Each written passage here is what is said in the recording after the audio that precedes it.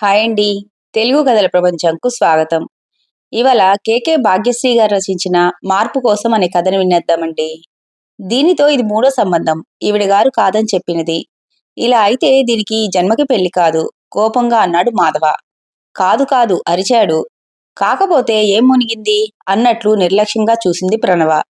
ఆ చూపు చూసి మాధవ్ మనసు మరింత రగిలిపోయింది. అదుగో ఆ లెక్కలేనితనం చూస్తేనే నాకు ఒళ్ళు మండిపోయేది. ఆడపిల్ల. ఓ ఒద్దికా లేదు పాడు లేదు. అయినా దీన్ని కాదు అనాల్సింది. దీనిలా పెంచినా దీని అమ్మని అనాలి. పళ్ళు పటపటా కొరుకుతూ సీత వైపు చూశాడు మాధవ కోపంగా. భార్యని కూతుర్ని అలా అది ఇది అని సంబోధించటంలోనే మాధవ సంస్కారం బయటపడుతోంది. మధ్యలో అమ్మేం చేసింది? ఆవిడనెందుకు ఇందులోకి లాగుతారు? ఇది పూర్తిగా నా వ్యక్తిగత నిర్ణయం. ఇందులో ఎవరి ప్రమేయమూ లేదు. కొరకొరా చూస్తూ విరుచుకుపడింది ప్రణవ. వీళ్ళ వాగ్వివాదాన్ని మౌనంగా చూస్తోంది సీత. ఏం మాట్లాడినా అంతా తిరిగి తిరిగి తన మీదకే వస్తుందని ఆమెకి తెలుసు. తాను కలగజేసుకున్నా తిట్లు తప్పవు, కలగజేసుకోకున్నా తిట్లు తప్పవు. సీతతో పాటు అక్కడ ఇంకో ప్రేక్షకురాలు ఉంది. ఆమె మాధవకి చెల్లెలు, ప్రణవకి మేనత్త అయిన సునీత. ఆ మధ్యన వచ్చిన సంబంధం అంటే ఉమ్మడి కుటుంబంలో ఉండటం ఇష్టం లేదని క్యాన్సిల్ చేయమన్నావు. మరి ఈ సంబంధానికి ఏమొచ్చింది? తల్లిదండ్రులకి ఒక్కడే కొడుకు. కోడలిని ముద్దుగా చూసుకుంటామని హామీ కూడా ఇచ్చారు. అయినా సరే ఆ అబ్బాయిని వేరే కాపురం పెట్టమనడంలో నీ ఉద్దేశం ఏమిటి? విరుచుకుపడ్డాడు మాధవ. అతని వైపు నిరసనగా చూసి ముఖం తిప్పుకొని గదిలోకి వెళ్ళిపోయింది. ఎంత పొగరు, దరిద్రపు పెంపకం. మరోసారి పళ్ళు పటపటలాడించాడు మాధవ. ఎందుకన్నయ్యా మాటి మాటికి వదిలని ఆడిపోసుకుంటావు? మధ్యలో తనేం చేసింది? వదిన గారిని వెనకేసుకొచ్చింది సునీత. ఏం చేయటమేంటి? దాని చిన్నతనం నుంచి నా మీద విషం నూరిపోసి పెంచింది. నా మీద దానికి గౌరవం లేకుండా చేసింది. నేనంటే పడకుండా చేసింది. సీత వైపు దూకుడుగా వెళ్ళాడు మాధవ చేయెత్తుతూ. ఆవిడ నూరిపోసి పెంచడం దేనికి? నిన్నిలా చూస్తూ పెరిగితే ప్రణవకి నీ మీద గౌరవం ఎలా కలుగుతుంది చెప్పు? అన్నయ్య వైపు చురుగ్గా చూసింది సునీత. అయితే తప్పు నాదేనంటావు? చెల్లెల్ని మింగేసేలా చూశాడు మాధవ. బదులేయలేదు సునీత. బేలగా చూస్తున్న సీత భుజాలపైన చెయ్యి వేసి నడిపించుకుంటూ గదిలోకి తీసుకెళ్ళింది. కదిలిస్తే బద్దలయ్యే నీళ్ల కడవలా ఉంది సీత. నిస్సహాయతతో కూడిన మౌనాన్ని అర్థం చేసుకున్నట్లుగా ఓదార్పుగా ఆమె వెన్ను నిమిరింది సునీత. ఈనాటి ఆడపిల్లలలో ఈ రకం వైఖరికి మూల కారణం ఆనాటి మగవారి ప్రవర్తన. ఒక తరం మగవాళ్ళు చూపిన అహంకారానికి, ఆధిపత్య ధోరణికి ఈ తరం అబ్బాయిలు బలవుతున్నారు. చెప్పు కింద తేలులా అణచివేయబడిన అమ్మల ఆక్రోశాన్ని చూసి చూసి మొండితనం అలవర్చుకుంటున్నారు ఇప్పటి ఆడపిల్లలు. పెళ్ళంటే ఒక దాస్యం, జీవితకాల నరకం అని అభిప్రాయపడి పెళ్లి మీద విముఖత పెంచుకుంటున్నారు. భర్తల నిరంకుశత్వానికి గురైన కొందరు మహిళలు ఒక రకమైన నైరాస్యానికి లోనై పిల్లలకి ఆ దుర్గతి కలగనివ్వకూడదని కూతుళ్లపైన తమ భావాలను రుద్దుతూ పెంచుతున్నారు. వారి ఫ్రస్ట్రేషన్ కి పర్యవసానమే ఈనాటి యువతీ యువకుల కాపురాలలో అమ్మాయిల తల్లులు అతి జోక్యం, కాపురాల విచ్ఛిన్నం. నిట్టూర్చింది సునీత. అన్నయ్య మాటలు పట్టించుకోకు వదినా. నీకు అలవాటే కదా అనునయంగా అంది సునీత. అలవాటే కదా అని ఎన్నాళ్ళు భరించమంటావు? కళ్ళనీళ్లతో అడిగిన సీత ప్రశ్న ఆమె మదిని తాకింది. నిజమే కదా, నడిచే దారిలో కాలు ముళ్ళు దిగితే అలవాటే కదా అని అదే పనిగా ముళ్ళబాటలో నడుస్తారా ఎవరైనా? కాని ఆ ప్రశ్నకి సమాధానం లేదు. మాధవ అహంకారి.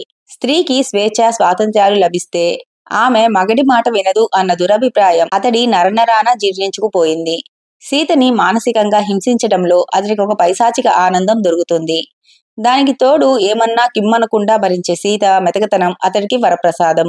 భార్యని ఒక దాసీదానిలాగా చూడటం అతడికి అలవాటు.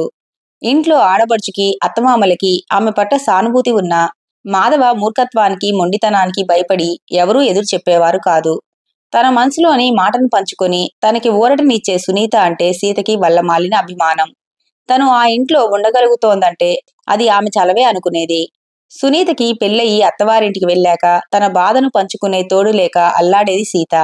అలాంటి పరిస్థితుల్లోనే ఆమెకి ప్రణవ పుట్టింది. ముద్దులు మూటగడుతూ తనలోని మాతృత్వపు ఆనందాన్ని ఇనుమడింపజేసిన ప్రణవని చూసి మురిసిపోయేది సీత. ప్రణవే తన ప్రాణంగా బ్రతికింది. ఆమెని చక్కగా పెంచింది. ఏ కలనున్నాడో గాని భార్య పట్ల కనబరిచిన కర్కశత్వాన్ని కూతురి పట్ల కనబరచలేదు మాధవ.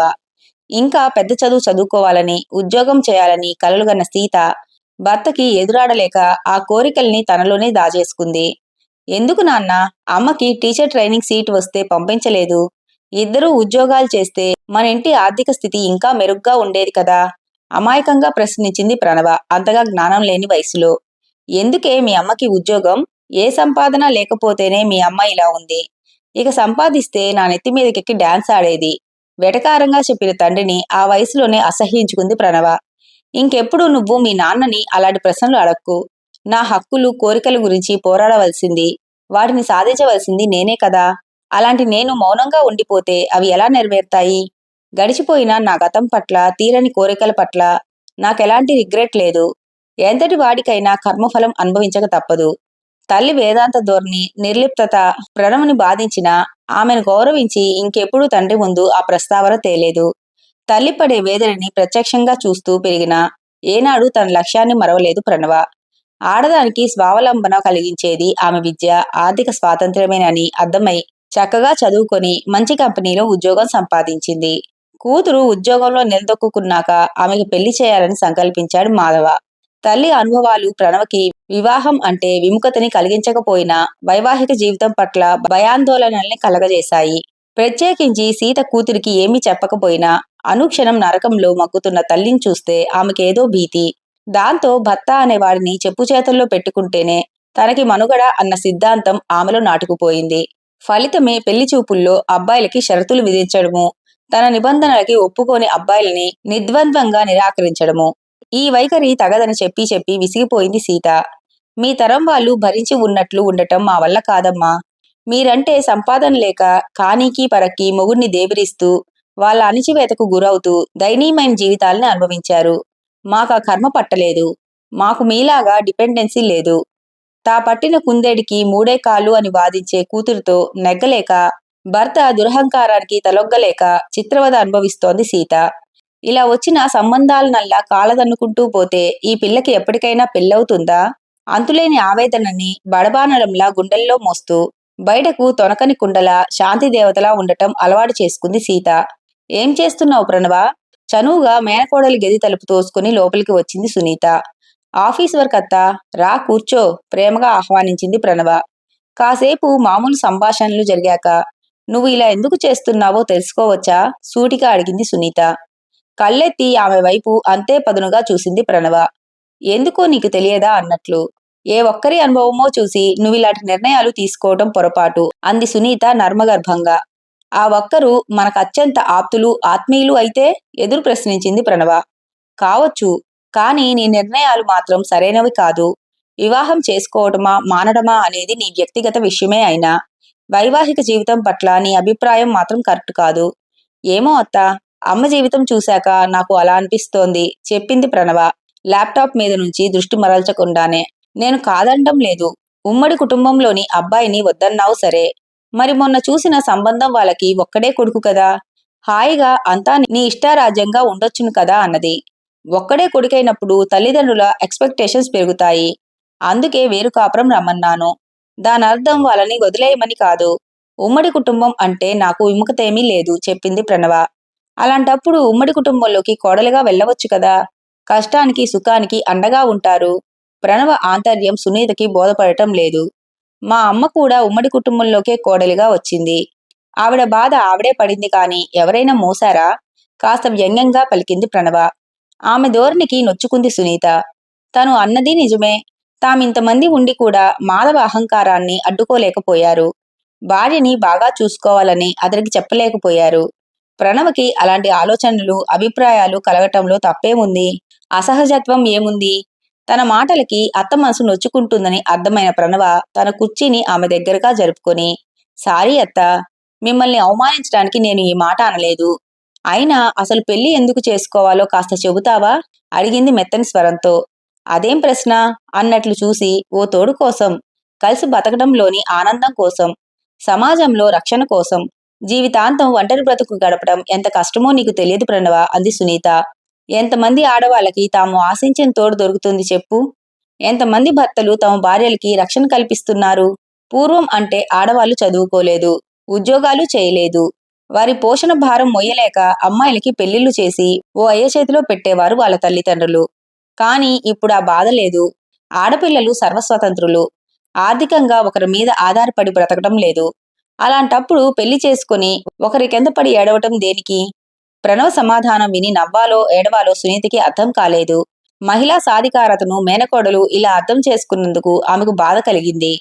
ఎలా చెప్తే ఆమె ఆలోచన ధోరణి మారుతుందా అని ఆలోచనలో పడింది. మేనకోడలి భుజం మీద చెయ్యి వేసి లాలనగా నిమిలింది. నువ్వన్నట్లే పెళ్లి తోడు కోసం అక్కర్లేదనుకుందాం. పోనీ పెళ్లి జీవితంలో ఒక మార్పు కోసం అనుకో. ఆ మార్పు వలన నీ జీవితం బాగుంటుందనే ఆశతో పెళ్లి చేసుకో. ఒకవేళ ఆలుమగల మధ్య పొరపచ్చాలు వచ్చినా పరిష్కరించుకోగలిగిన తెగువ, సమర్థత, నీ చదువు, విజ్ఞానం నీకు ఇవ్వగలవనే నమ్మకంతో పెళ్లి చేసుకో. ఆర్థిక స్వాతంత్ర్యం ఆడవాళ్ళకి ఆత్మవిశ్వాసాన్ని అందించాలి. అంతేగాని అహంకారాన్ని కాదు. మగవాడి తోడు లేకుండా బతకగలమనే లెక్కలేనితనాన్ని కాదు. పురుషుడికి స్త్రీ తోడు ఎంత అవసరమో స్త్రీకి పురుషుడి అండ అంతే అవసరం. ఈ సత్యాన్ని మీ తరం అమ్మాయిలు తెలుసుకున్న నాడు పెళ్లి గురించి, తదనంతరం జీవితం గురించి మీరు ఏర్పరచుకున్న దురభిప్రాయాలు దూదిపింజలై గాలికి కొట్టుకుపోతాయి. మళ్ళీ చెబుతున్నా, పెళ్లి అనేది నీ స్వవిషయం. కానీ పెళ్లి విషయంలో నీ అభిప్రాయాలు మాత్రం సరైనవి కాదు. ఒక అబ్బాయి మంచివాడు కాకపోతే వాడిని చేసుకోనని చెప్పటం తప్పు కాదు. చేసుకున్న మొగుడు దుర్మార్గుడైతే వాడిని పరిత్యజించడంలోనూ ఏ తప్పు లేదు. కానీ లేనిపోని అపోహలతో పెళ్ళే వద్దనుకోవటం, ఒకవేళ చేసుకున్న చిన్న చిన్న అభిప్రాయ భేదాలకే తెగతెంపులు చేసుకోవడం మాత్రం అవివేకం. అనుభవాలనేవి ప్రతి మనిషికి ప్రత్యేకం. అలాగని నాకు సమస్యలు లేవనుకుంటున్నావేమో.